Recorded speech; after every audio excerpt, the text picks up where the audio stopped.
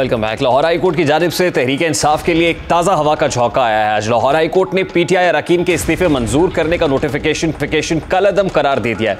अदालत ने अरकान को इस्तीफे वापस लेने के लिए कौमी असम्बली में स्पीकर के सामने दोबारा पेश होने की हिदायत जारी की है। तहरीक इंसाफ की क़यादत, जिनमें कुछ तो जेल में हैं, कुछ अपने मुस्तकबिल की फिक्र में हैं और पार्टी से ऐलान ला ताल्लुकी या तो कर चुके हैं या फिर करने जा रहे हैं, और कुछ ऐसे भी हैं जो कई छुपे बैठे हालात बेहतर होने के इंतजार में। आज फैसला आने के बाद इस केस पे तहरीक इंसाफ के वकील अली जफर खासिफ दिखाई दिए। उन्होंने क्या कहा, जरा उसकी एक झलक आपके सामने रखता है। स्पीकर साहब के सामने हमारे MNAs हैं, वो पेश होके उन्होंने पहले से ही अपनी वापस ले ली थी रेजिग्नेशंस, लेकिन वो सामने पेश होके इंक्वायरी में वो रेजिग्नेशंस वापस लेंगे। वो इलेक्शन कमीशन ऑफ पाकिस्तान के डी नोटिफिकेशन को ख़त्म करने के बाद नेशनल असम्बली को ज्वाइन कर सकें और अपना किरदार एज अपोजिशन नेशनल असम्बली में कौम की खातिर अदा कर सकें। स्पीकर साहब से मुझे उम्मीद है कि अदालत के हुक्म के मुताबिक इंक्वायरी कंक्लूड करेंगे अपनी। जल्द से जल्द जो MNAs हैं पार्लियामेंट का सेशन कॉल करके PTI के MNAs को खुशामदीद करेंगे। कौमी असम्बली को ठोकर मारकर आने वाली तहरीक इंसाफ आज इस फैसले पर खुश नजर आ रही है। तहरीक इंसाफ ने अदालत में जो पटिशन दी, उसके मुताबिक स्पीकर कौमी असम्बली ने इस्तीफा कानूनी तौर पर मंजूर नहीं किया, यानी इस्तीफे मंजूर करते वक्त उनके अरकान को नहीं सुना गया था। लेकिन दिलचस्प बात यह है कि तहरीक इंसाफ ने मौजूदा स्पीकर राजा परवेज अशरफ को नहीं बल्कि कासिम सूरी को जमा कराए थे ये इस्तीफे। तहरीक इंसाफ का मौक़िफ़ हमेशा यही रहा है कि हमने डिप्टी स्पीकर कासिम सूरी को इस्तीफे जमा कराए और कानूनी तौर पर मंजूर कर लिए, इसलिए हम कौमी असम्बली का हिस्सा नहीं है। इस हवाले से वो क्या कहते रहे, राजा परवेज अशरफ वाज़ेह कर चुके हैं कि अगर लाहौर हाई कोर्ट का फैसला आता है तो इसे तस्लीम किया जाएगा। इस हवाले से राजा परवेज अशरफ क्या कहते हैं, इस वक्त वकील तहरीक इंसाफ साबिक सदर Islamabad high court bar Shoaib Shaheen साहब ने हमें ज्वाइन किया है। अस्सलाम वालेकुम शुएब शाहीन साहब, बहुत बहुत शुक्रिया आपके वक्त के लिए। सबसे पहले तो आज लाहौर हाई कोर्ट से एक अच्छी खबर पाकिस्तान तहरीक इंसाफ के लिए कि इस्तीफे मंजूर करने का जो स्पीकर का नोटिफिकेशन था वो कलअदम करार दिया गया है। तो अब पाकिस्तान तहरीक इंसाफ की हिकमत अमली क्या होगी कि नेशनल असम्बली में वापस जाने के लिए तकौदा होगी?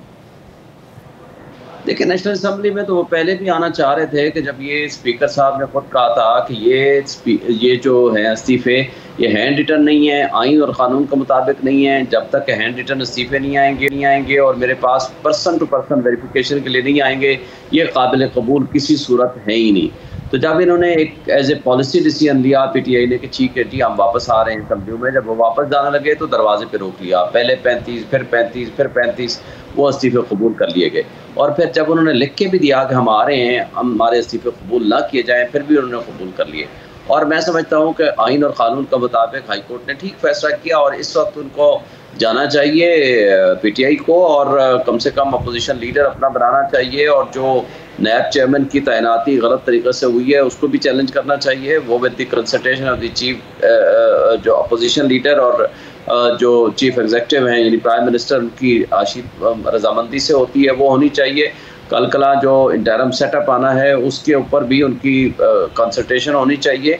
उनको अपना पार्लियामान में अपना रोल अदा करना चाहिए, जो भी एक सिचुएशन है। शाहीन साहब, ये बड़ी इंपॉर्टेंट बात आप कर रहे हैं और मेरा ख्याल है इस बात का इदराक शायद तहरीक इंसाफ को उस वक्त नहीं था जिस वक्त मुज़ाकरात का वक्त सुप्रीम कोर्ट ऑफ पाकिस्तान ने दिया था, और मुज़ाकरात की जो डेडलाइन थी वो ख़त्म हो गई, यानी वो वक्त भी गवा दिया। लेकिन अभी बहुत सारे हल्के जो सेन वॉइसेस है वो यही कह रही है कि मुज़ाकरात होने चाहिए। तो क्या अब ये रियलाइजेशन हो रही है कि भी अगर इंटरिम सेटअप आना है तो कंसल्टेशन हमारी शामिल नहीं होगी, और मौके पर जो इस वक्त राजा रियाज साहब अपोजिशन लीडर है वो वज़ीर आज़म के साथ कायदे ईवान के साथ मिलकर कर लेंगे, तो फिर पाकिस्तान तहरीक इंसाफ हाथ मलती रहेगी? देखिए, उसके बावजूद भी अगर फ़र्ज़ करो इनके दरमियान मुआहदा ना हुआ किसी भी बात पे, यानी डिसीजन इकट्ठे जॉइंटली ना हुआ, तो जैसे पंजाब में हुआ है, तो वो जो इलेक्शन कमीशन ऑफ पाकिस्तान है उसके पास चला जाएगा। और ECP तो इस वक्त की मौजूदा PTM की हुकूमत की एक सामने एक पार्टी बन के उनके साथ खड़ी हुई है PTI के ख़िलाफ़। इस वक्त तो उसका कुछ ज़्यादा फ़ायदा तो इनको नहीं होना, लेकिन बहरहाल कुछ ना कुछ तो फ़ायदा होगा कि जब आप पार्लियामान में बैठे होंगे, आपकी आवाज़ होगी, आपकी स्ट्रेंथ होगी, आपकी एक गुफ्तगू होगी और आपको वज़न दिया जाएगा। जहाँ तक आपने नेगोशिएशन की बात की है, ये नेगोशिएशन तो बहरहाल होनी चाहिए। इमरान खान साहब ने आज भी कहा है, उससे पहले भी कहा है कि हम तो पिछले 11 महीने से कह रहे हैं नेगोशिएशंस करें, लेकिन किसी सब्सटेंशियल इशू पे आएँ। लेकिन मेरा ख्याल है कि PTM की जमातें भी ये टाइम बाई कर रही थी, क्योंकि सुप्रीम कोर्ट ने फैसला दिया था 4/4 को कि 14 मई को इलेक्शन कराएं, और वो इलेक्शन से भाग रहे थे। तो उन्होंने भी कहा कि बजाय इस बात के कि हम सुप्रीम कोर्ट को क्या जवाब दें और कंटेम्प्ट प्रोसीडिंग्स ना शुरू हो जाए, तो उसका जवाब देने के लिए उन्होंने उसका तरीक़ाकार जो निकाला वो ये निकाला कि हम किसी तरीके से एक दफ़ा मुज़ाकरात के मसले पे हम इनको इंगेज कर लें और इन्वॉल्व कर लें, और उसके बाद देखी जाएगी कम 14 की तारीख को कैसे गुजारते हैं। तो फिर जैसे आप कह रहे हैं उन्होंने तो अचीव कर लिया इस टाइम बाइंग के अंदर, लेकिन गवाया है अगर किसी ने तो वो तहरीक इंसाफ ने। नहीं, इस वक्त तो आप अगर सोचें ना तो दोनों ने गंवाया है, सब ने गंवाया है, तमाम सियासी और जमहूरी ताकतों ने गंवाया है। जब आप आइन पे अमल दरामद छोड़ देंगे, बुनियादी इंसानी हुकूक को प्रैक्टिकली मुअत्तल कर देंगे, सुप्रीम कोर्ट को तज़हीक का निशाना बनाएंगे, मुझे ये बताएं कि कल अगर कंटेम्प्ट प्रोसीडिंग शुरू होगी, जो कि अभी तक जजमेंट वो फील्ड में है, और जिस तरह की गुफ्तगू की है पार्लियामान में और पार्लियामान से बाहर पीटीएम की जमातों ने, तो जिसने बात की है वो तो सारे जेल भी जाएंगे और नाअहल भी होंगे और उनके खिलाफ एक्शन भी होगा। हुकूमत तो कहती है वो उस फैसले को मानेंगे नहीं, बल्कि जजेस के खिलाफ खुद मिसकंडक्ट की कार्रवाई इनिशिएट करने की बातें हो रही हैं। तौहीन पार्लियामान का बिल भी मंजूर होगा। मैं वही कह रहा हूँ ना कि अगर तौहीन अदालत का सिलसिला शुरू होगा तो कार्रवाई तो फिर होगी ना। तौहीन पार्लियामान का जब बिल आएगा उसके बाद देखी जाएगी। वो जजेस के ऊपर इतलाफ होता है, वो नहीं हो सकता है, इसलिए कि इंडिपेंडेंस ऑफ जुडिशरी का कॉन्सेप्ट है, वो आइन में तहफ़्फ़ुज़ है, उनके खिलाफ नहीं हो सकता। जहाँ तक मिसकंडक्ट की कार्रवाई है कि आइन और कानून के मुताबिक अगर किसी ने फैसला दिया है किसी जज ने, तो वो मिसकंडक्ट के ज़ुमरे में आता ही नहीं। मिसकंडक्ट और चीज़ है कि जिसने कोई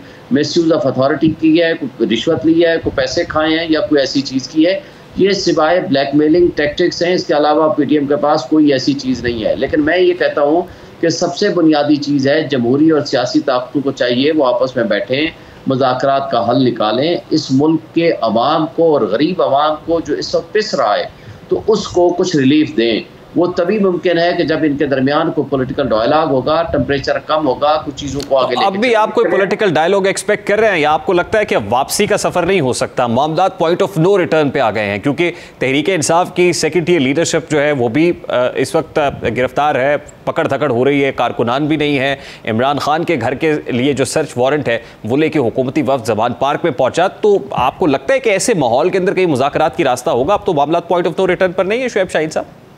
देखिए, बज़ाहिर तो ऐसे ही लगता है, लेकिन कि पॉइंट ऑफ नो रिटर्न पे ये लोग सारे चले गए हैं। लेकिन बात ये है कि बिल आखिर हल क्या है? हल यही है, लड़ाई झगड़ा करते रहें, मुल्क को तबाह व बर्बाद करते रहें। माशी ब्रेकडाउन आपका हो चुका है, मुल्क दिवालियापन के करीब पहुंच चुका है, बेरोज़गारी इंतहा को है, और जिस तरह के स्ट्रीट क्राइम बढ़ रहा है, ये लोगों की जो हालत है वो सब आपके सामने है। तो लेकिन इसका इफ़ेक्ट क्या आएगा? इसका इफ़ेक्ट तो ज़ाहिर है जमहूरी ताकतों को नुकसान होगा ना, और सबसे ज़्यादा जो इक़्तिदार में बैठे रहने वाले लोग हैं उनको उसका नुकसान होता है। क्या फ़र्क पड़ेगा? मैं कहता हूँ अक्टूबर में इलेक्शन हो जाएंगे, मैं कहता हूँ नवंबर में इलेक्शन हो जाएंगे। क्या इमरान खान साहब को माइनस करके ये इलेक्शन पीटीएम की जमातें जीत लेंगी?